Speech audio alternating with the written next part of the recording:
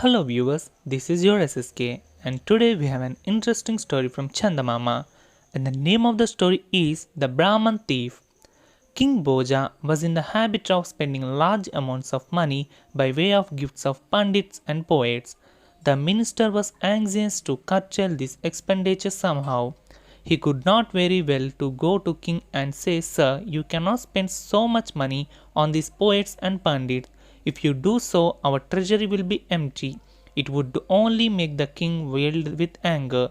So the minister one day sneaked into the king's bedchamber and wrote upon its wall, "Money should be saved against times of evil." The night King Bhoja saw the writing on the wall, he understood someone wanted to warn him about his overspending. Underneath the minister's words, the king wrote, "Do evils visit the great?" The next day, the minister saw the king's question and wrote on the wall, "Should the goddess of wealth depart?" The king replied to this with, "This that which is saved also goes."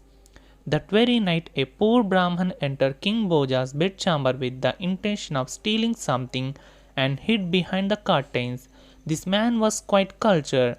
He took to theft as only way out of insufferable poverty. When he entered the room, he found plenty of rich ornaments and cloths, but at the last minute his conscience pricked him up and he could not steal anything. As he was thinking of going out, King Bhoja and Queen Leelavati entered the room and miserable Brahman had to hide behind the curtains. Leelavati saw the writing on the wall and questioned the king about it. Bhoja explained the lines written by someone on the wall and his replies thereto and then said in a verse, "I have beautiful women, insatiable friends, good-hearted relations, servants who please me with their talk, staggering elephants and galloping horses."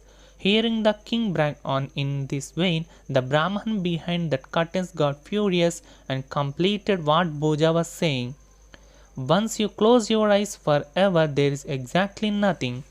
"Who is that?" shouted the king, stung to the quick. The Brahman came forward and courtesying to the king told him his tale.